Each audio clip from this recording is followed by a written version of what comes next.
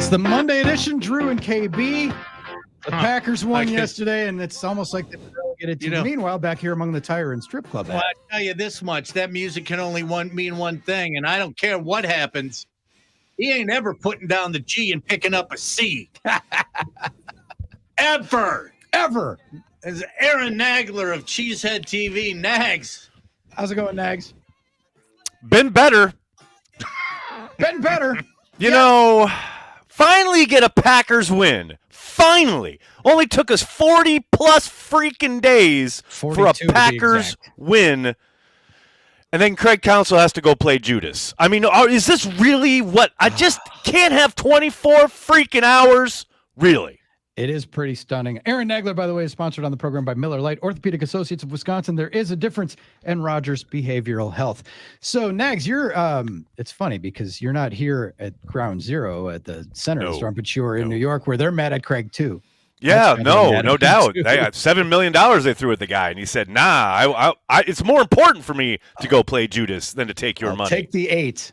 So had he left for New York, people would have been mad, shocked, hurt. But this is a level where Mike Heller used the word betrayal, which I would not use. It absolutely is. It 100% is. And look, I get it. I understand it's a business, and it's an opportunity to stay close by to home, where that's what he has. That's been the messaging, right? Absolutely. Wants to be by the kids and all that, which I totally understand. Well, I will only say this. Something's rotten in the state of Denmark here when it comes to the Milwaukee Brewers. I mean, if you go back and you just look, I'm just suggesting this. Some intrepid reporter out there, go back and look at the last 24 months or so, 2+ years, and look at the high-level defections, retirements. Well, I'm talking like high-level people within the organization who all seem to just want to kind of get out from under this ownership. That's all I'm saying. I'm not saying, I'm just saying. And Counsell is only the most public, most blatant, latest example of this. Like, there's something there. So you're saying David Stearns left and then Counsell left, and you think there's a drain? There's more than that, though. I'm talking like people so you're thinking administratively, like vice presidents. Yes. To quote JFK, the film, there's a lot of smoke there, but there's some fire. I love it when Nags goes into actor mode. It's so fantastic. Is that all right, Nags? It seems you do a better Southern guy than Costner ever did. Oh, God help us. So, Nags, it seems like a month ago because of what we've been through today with the Craig Counsell news, but the Packers did win a game. And, okay, I don't want to hear about this Brett Rippon grading on a curve thing because they came out and played, and we've seen backup quarterbacks throughout the league winning games. Look at the games yesterday. Plenty of backup quarterbacks were out there slinging it around, scoring points, which the Rams were unable to do.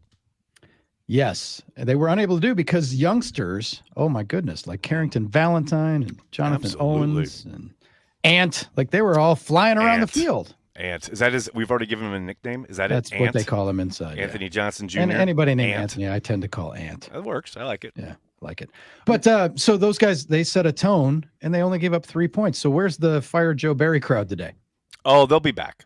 Okay. They'll be back, especially if we get to Pittsburgh on Sunday and Matt Canada, one of the least imaginative, most, I'm not going to say awful, but boring offensive coordinators in the league, is able to march up and down the field. They'll be back. Don't you fret.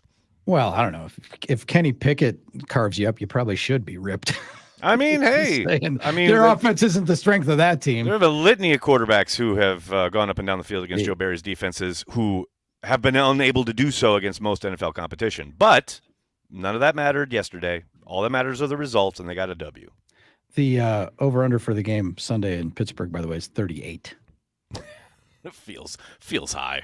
Feels honestly. high. Honestly, feels high. So, definitely all feels right, high. The things that stood out from the Packers game yesterday was the defensive effort and early, and then Aaron Jones getting fed early and often. They set a tone, and when Coach LaFleur said he was going to cut him loose, they actually did. He did it. He finally did it. And I understand part of it is like just kind of coming into the exact right moment of where he's healthy finally and able to be fed the ball. But I will say, hey, that second half, Jordan Love was en fuego. If he was in a video game, there'd be fire underneath him.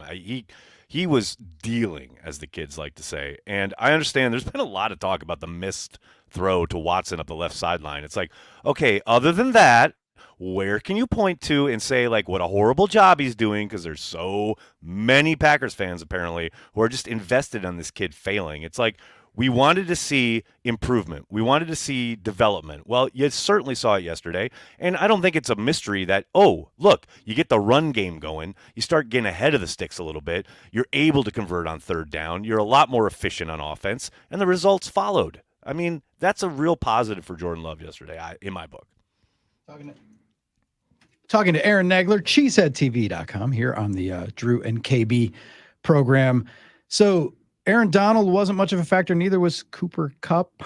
They're the opposing playmakers. They kind of shut down, and I got to say, KB, it's pleasant when you say you look at a game and go, well, they can't let that guy beat you. And the Packers generally have been letting that guy beat them. How many? They have a long and storied history of letting third-string quarterbacks. I'm talking about the apart. stars. They get beat by Sure. Aiden Hutchinson, tore him up. Max Crosby wrecked the game, and now they didn't. Aaron Donald didn't, and Cooper Kupp didn't. But KB, to your point, I was ready. I mean, I think every Packers fan who's been through it these last few decades was ready. I mean, we all of a certain age remember the Thanksgiving, the Jason Garrett game. I mean, I'm forever scarred. Like, I just now assume that backups are going to walk up and down the field on the Packers because of that game. So, yeah, you never know. You never know. And who was the guy last year from the Patriots almost did, or 2 years ago? ago? Bailey Zappi. Baby Zappi. I mean, so, yeah, it's Caleb not. Haney. Caleb there Haney. Is. Anytime any the Bears list is long. beat the Packers, they were substandard. Right. But it's, I don't know. I watched, watching the game yesterday, and Nags, yes, a win is a win, but it was still a crap game. I had tons of fun. There's I had tons of fun and good football, because I'm watching that, and the first two words that popped into my mind were Pop Warner, because it was sloppy. Okay. See, we've talked about this at Cheesehead TV, and I need you to get here. You need to recalibrate. You need the Pistons got to be firing in a different way. It's an evaluation year. They're not going for some championship run. I know. I understand. It's all about having fun with the little things. And I understand. Just watch Isaiah McDuffie. Just watch Isaiah McDuffie in that game yesterday, and you will have a ball.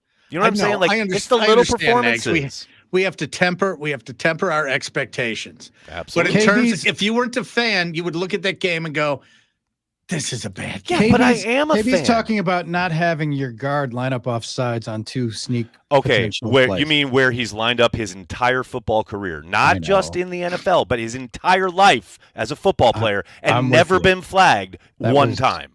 I want to see the memo from the league that was a point of emphasis. Like, let's get them. I talked about this in one of our videos at Cheesehead TV. It's like the NFL, there's no entity I know of who is supposed to be the steward of something. They are supposed to be the steward of the game of football. This is supposed to be the pinnacle of the profession. And they think we want to watch their officials more than we want to watch the game of football.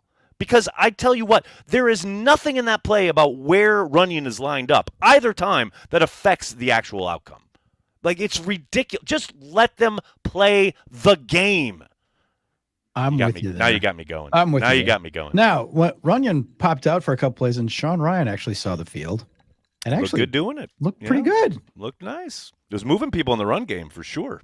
Absolutely. Yeah, and it was like, wow, how about that? He's on the field playing. It's like, wow.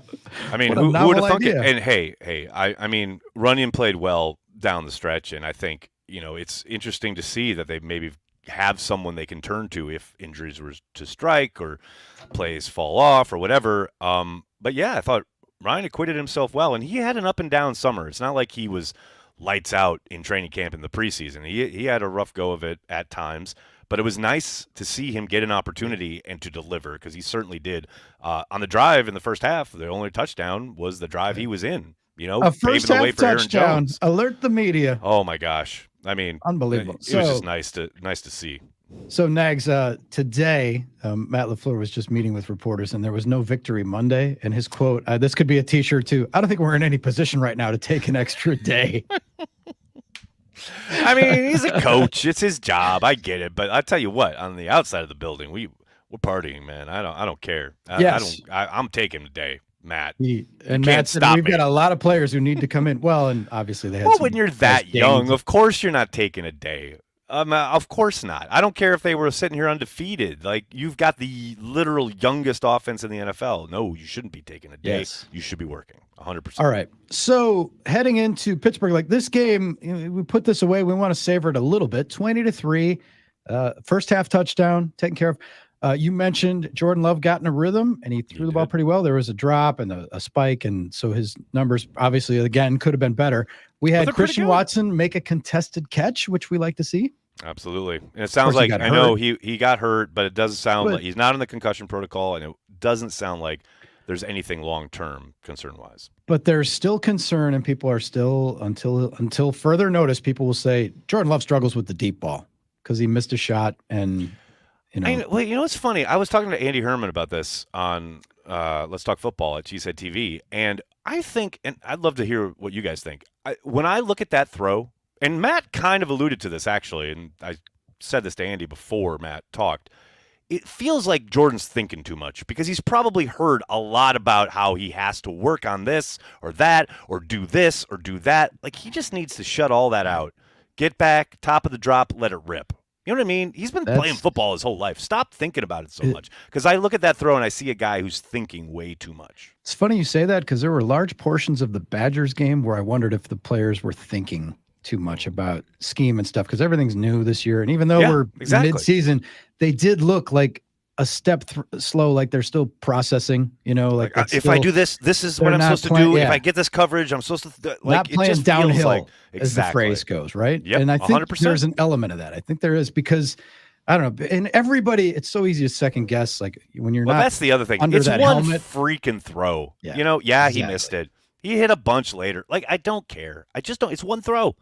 And the other thing, every quarterback misses throws. And don't freeze frame stuff. Say, look at that guy's open on the check down. That's the worst. That's the worst. I'm surrounded by 350-pound behemoths throwing each other around violently, and I'm supposed to slow everything down. Be able to slow everything down. But that, to your point, like these are the things you're supposed to be learning as a first-time starter. Like the sack he takes at the end of the first half is absolutely atrocious. It's terrible. Like, you should be reamed out for that by your coaches. But hopefully it's something you learn from. These are the speed bumps you're supposed to Nags, I wish you'd have been with us because we had somebody text last week and I kind of snapped. And I don't snap very often. You don't? So wait, you snapped? I snapped on a guy because I said, wow. We were drawn back to the Brett Favre when he first took over. And the Kittrick Taylor throw was great. But then there were some ugly moments that first year. And I posited that unlike Jordan Love, when Brett Favre took the reins, he was throwing to Sterling Sharp, one of the best receivers in franchise history, one of the best, a Hall of Fame caliber. One of the best dudes to step on a football field. Should be a Hall of Famer. He should absolutely be in the Hall of Fame. He bailed Brett Favre out a lot, and I just pointed that out. And some guys like, oh, don't even be stupid, Drew. How can you excuse what Love is doing? Like, how long did they even play together? Like 3 years, 42 touchdowns worth. Freaking years. Are you kidding me right now? To the point where Sterling held out at the start of a season because he knew he had this. Yes. Could turn the screws on the organization. He was getting MVP votes at that time. You could, you know what? So some guy questioned me bringing that up. And but I've done that repeatedly. Like, everyone remembers the throw to Kittrick Taylor. Like, great, amazing moment, right? There aren't any NFL highlights for the rest of that season and or like into his second or third year as a starter where you're not pulling your hair out as a fan. Exactly. Like, there are so many bad plays and interceptions and frustrating moments. The guy's text said, oh, yeah, and he mentioned that Love was underthrowing everybody on deep balls, and Favre never did that. And I was like, yeah, because he sailed it into the fifth row. Right. He was overthrowing guys. Do you remember the argument that would come up, or not the argument, the justification? And I remember the Dallas game where he was just winging it all over. And the justification was, well, there's a high crown in the middle of that field. And the high crown. Oh, my God. The high crown at the old Dallas Stadium. Right. Yes. There's a high crown in the middle of the field. I was like, no, he's just sailing these things. No, he's throwing it high. Although I will say, what I did love about those kind of years where, and it was kind of true, and Madden always pointed it out, was like Brett needed to get hit. Like, he was always kind of erratic early in games, and then the moment he got brushed or hit, all of a sudden he would lock in. And I do wonder if, like, not he needs to take a hit, but it does seem like Jordan starts these games a little erratic, but then he hits a moment where he locks in. And you saw it in the second half. I mean, was he 12 of 13 in the second half with a throwaway? I mean, or a spike, sorry. It's just, there's such a long way to go with Jordan Love. What's killing me is this one throw to Watson that he misses, right?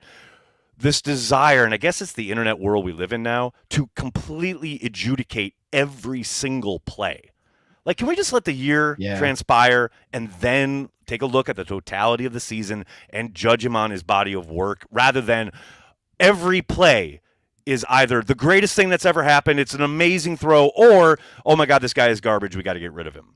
Like, it's just, that's not how it works. At least that's not how it works in Green Bay. See, the problem is that when it comes to the Packers, we've never been in the Green Bay Packers soup line. Okay.